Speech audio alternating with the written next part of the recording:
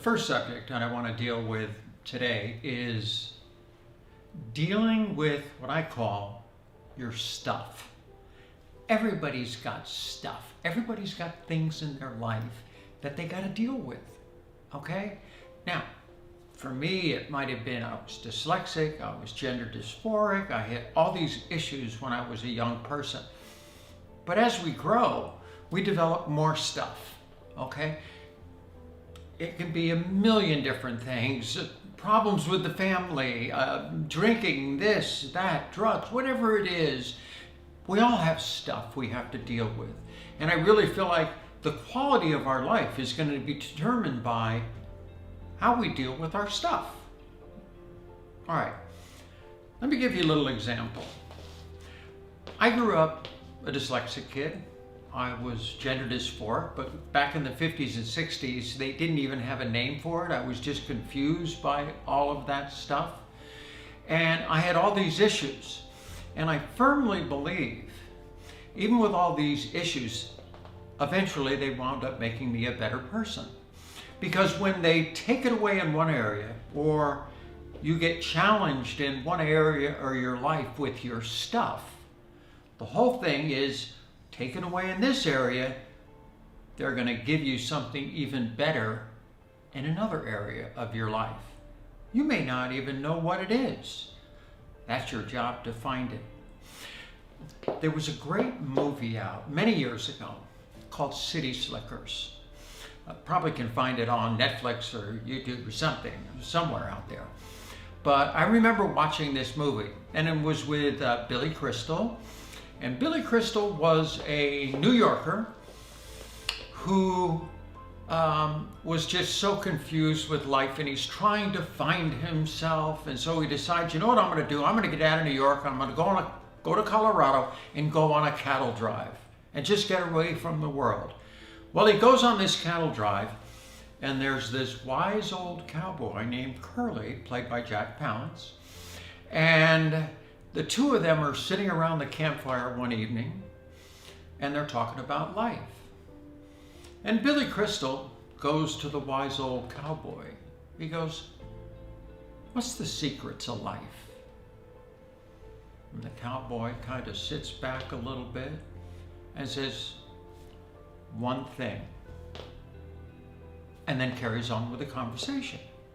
Well, Billy Crystal sitting there after a little more talk thinking, what's the one thing? And finally he goes back to the cowboy and he says, well, what's the one thing? And he goes, that's for you to find out. Oh, I remember hearing that, and it just rang in my ears because it was exactly the way I kind of believe in life. It is that one thing that you find that can change your life forever. That when you wake up in the morning, you're excited about the day, you're passionate about it. I was lucky. Even with all my issues of being dyslexic and being in the slower classes and just having a hard time perceptually picking words up off a piece of paper, I had identity issues that nobody knew about. I had all these things going through my head, and I had no self-confidence.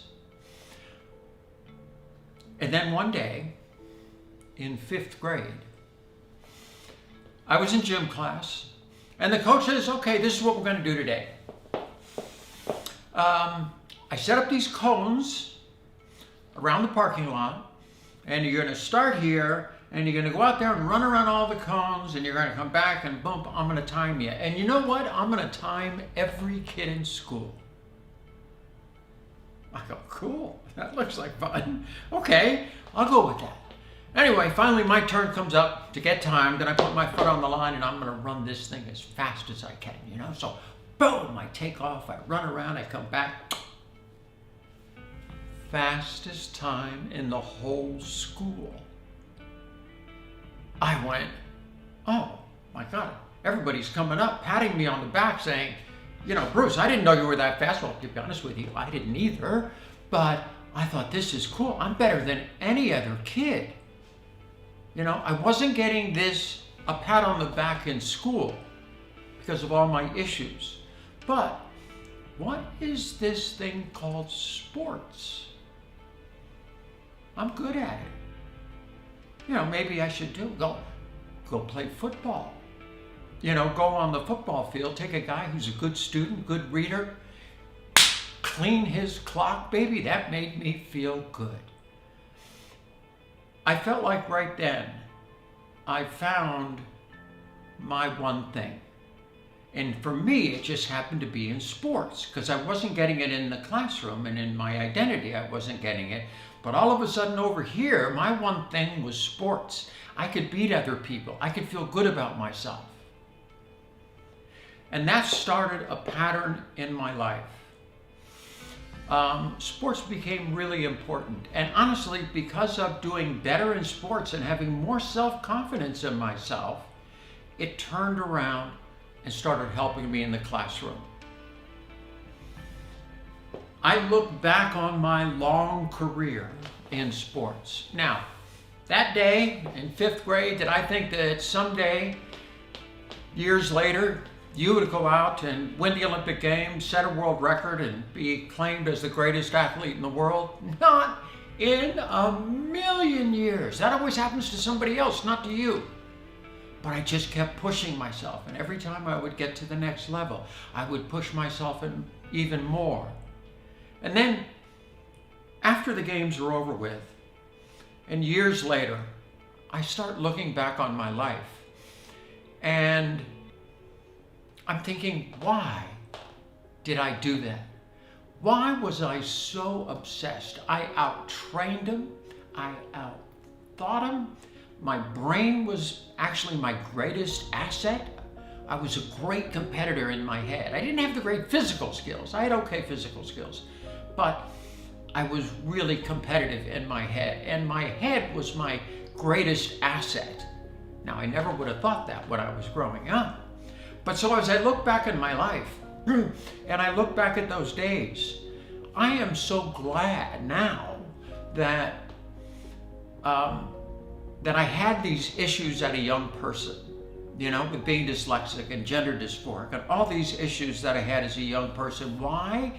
Because when I did find my one thing, just happened to be for me in sports, it was more important to me. If I would have been average, just like anybody else, when sports came along, I really wouldn't have needed it. I would have just, played sports, and it would have been fun and this and that, kind of go on with life, because I was doing well in school. I had my whole life, together. But because of what I thought was my great deficiency and problems in life, okay, that actually wound up being my greatest asset, because it made me the person that I am today. So when it's taken away in one area, your job out there is to find what you become passionate about. I don't care what it is, okay? You can be you love volunteering and you're helping people. It could be working with children. It could be a million different things in business, and on and on and on. But you gotta find that one thing in life, that when you wake up in the morning, you just can't wait for the day to start.